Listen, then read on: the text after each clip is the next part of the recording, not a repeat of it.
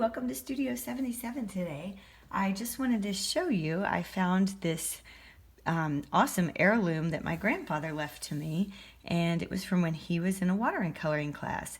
And so this week I'm going to have my class create this color wheel, and I just wanted to show you guys how that would work. So basically, if you could find a protractor or even a plate or a large cup, and just trace a basic circle around that. Then you will need a straight edge to divide up the paper, and we're going to go around and put in the colors of the color wheel. There are 12 spots in this pie, so if you could divide yours into 12 equal segments.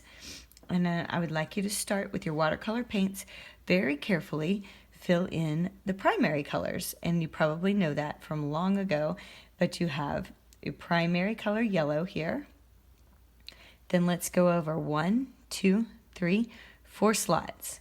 And I want you to put a primary red in that spot. Then 4 slots, 1, 2, 3, and on your 4th slot, just your primary basic blue.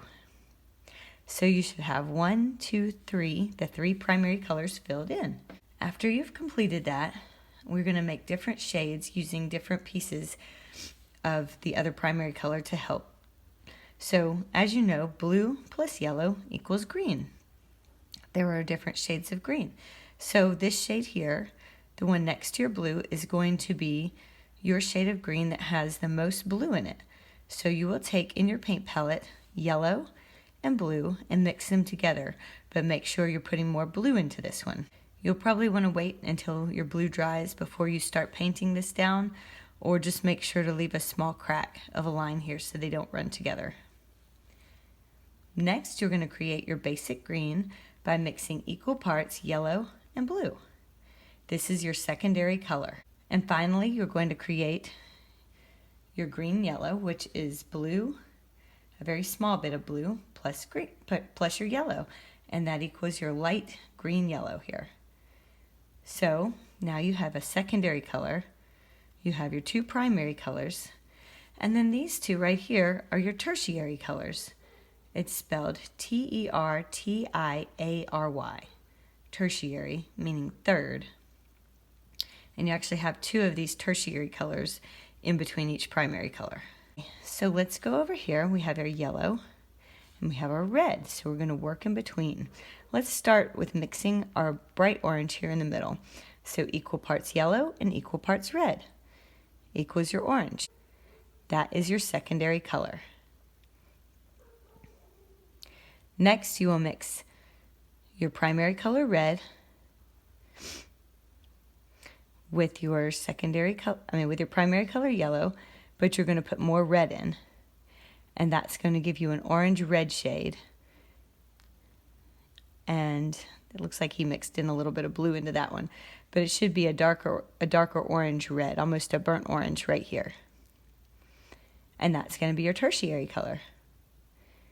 And then you have another tertiary color here, which is almost a golden. It's going to be orange-yellow. You're going to mix your yellow and your red, but you can see on the color wheel we're closer to yellow on this side, so you're going to want more yellow pigment in this one. The colors opposite from each other are the complementary colors, and that's how you get Christmas colors. You get red and green. See, they're opposite each other, and they're complementary. Several sports teams, you'll notice, have colors on here. Orange and blue for Auburn, and tons of other sport teams you can probably find. A lot of times they reference the color wheel to make sure that their colors are complementary. Next, we're going to go over here to the red and blue section. Go ahead and mix a red and a blue equal parts and get a strong purple, and that will be your secondary purple. After that, you will go ahead and mix red, and this is closer to the red, and blue, and this will have more red tones in it. It's almost a plum color. Red purple, tertiary color. And then finally we'll go over here and you will mix mostly blue but just a little bit of red, and that's how you get your blue purple. And you want to make sure that each of these have enough contrast and enough of the other color in them so that they have a distinguishing line between the colors and that there's contrast between each one. Every 4th color changes to a new triad. So let's say here's a triad, 1, 2, 3. These 3 are grouped together. 1, 2, 3, a triad. 1, 2, 3. and 1, 2, 3. Or you can mix it around a little differently, and you could say these three are in a triad. 1, 2, 3, 1, 2, 3, 1, 2, 3, 1, 2, 3. As long as there's 3 next to each other, that's a triad of colors. A dyad is 2 colors, every other color separated by 1. So these 2 form a dyad, these 2 are a dyad, these 2 are a dyad, and these 2 are a dyad. I hope you will save your color wheel. This is a great tool to use when you are painting and to reference back to in case you want to find some complementary colors. Maybe you're painting some kind of forest scene or something that you would like to display in your house, and you're wondering, well, I like purple. I wonder what color is complementary to that. And you could come over here and say, well, this shade of red purple is what I like, and then here you have yellow green. That's the complementary color. This is a great tool. Just keep it with all your art supplies and pull it out to reference whenever you need to. I hope you will like and subscribe below, and look forward to viewing more videos from Studio 77.